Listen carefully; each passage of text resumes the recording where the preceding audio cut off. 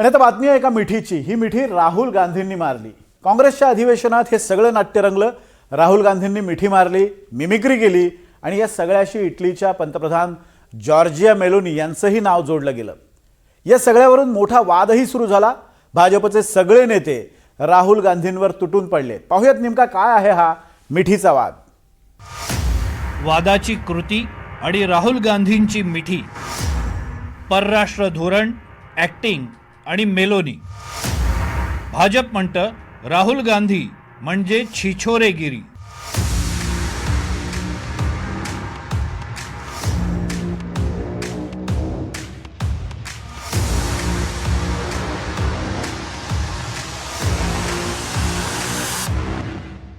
राहुल गांधींनी काँग्रेसच्या रचनात्मक अधिवेशनात मारलेली ही मिठी। राहुल गांधींनी ही मिठी मारली काँग्रेसचे नेते संदीप दीक्षित यांना। पण आता याच मिठीमुळे वादाला फोडणी मिळाली आहे। राहुल गांधी या अधिवेशनात बोलत होते, त्यावेळी ते म्हणाले, मोदींसाठी परराष्ट्र धोरण म्हणजे नेत्यांना मिठ्या मारणं। परराष्ट्र धोरण म्हणजे मिठी मारणं नसतं हे सांगण्यासाठी राहुल गांधींनी संदीप दीक्षितांना बोलवलं आणि त्यांना जोरात मिठी मारली।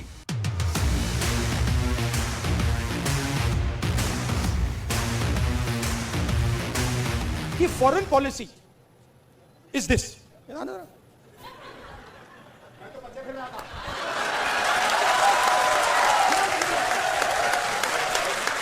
अब पता नहीं किसने डाला, कहां से घुसा। एवढ्यावरच हे प्रकरण थांबलं नाही, तर संदीप दीक्षित परत आले आणि म्हणाले, मेलोनी समजून तर मला मिठी मारली नाही ना। Imagine the ignorance foreign policy. एक चीज पूछ सकता हूँ? हाँ। मेलोनी समझ के तो नहीं पकड़ा था? I have not reached there yet. But पता नहीं कहां से घुस गया कि फॉरेन पॉलिसी का मतलब नेताओं से गले लगना। काँग्रेसच्या अधिवेशनात राहुल गांधींनी केलेल्या या प्रकारामुळे भाजप आणि एनडीएचा चांगलाच संताप झालाय। राहुल गांधीला आता काही धंदा उरला नाही। व्यंग करतील, व्यंग करणारे लोक फार काही टिकत नाही। शेवटी व्यंग करून कधी माणसं मोठे होत नाही। राहुल गांधीकडे आता व्यंग केल्याशिवाय पर्याय नाही। खऱ्या अर्थाने विरोधी पक्षनेत्यांनी या जंतर मंतरच्या आंदोलनाच्या वेळी देखील जंतर मंतरवर न जाता प्रधानमंत्री मोदीजी यांच्या निवासस्थानावर त्यांनी आंदोलन केलं।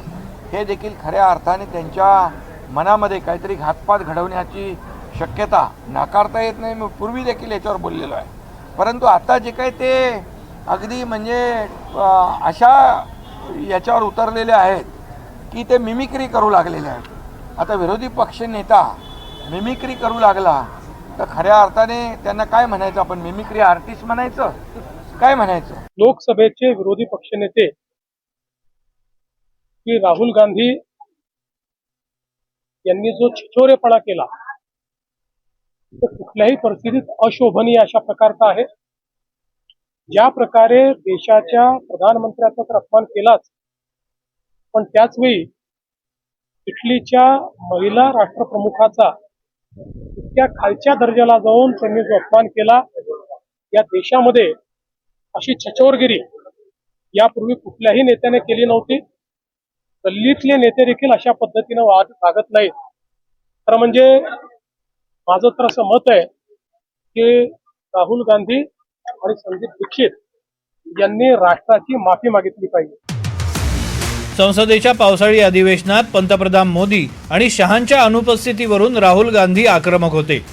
त्यांनी अमित शहांचा उल्लेखही बऱ्याच वेळा एकेरी केला। आता राहुल गांधींनी थेट मोदींच्या आणि पर्यायानं भारताच्या परराष्ट्र धोरणाची खिल्ली उडवली आहे। त्यामुळे येत्या काळात हा संघर्ष आणखी धारदार होण्याची चिन्ह आहेत। Bureau report, NDTV Marathi, Mumbai.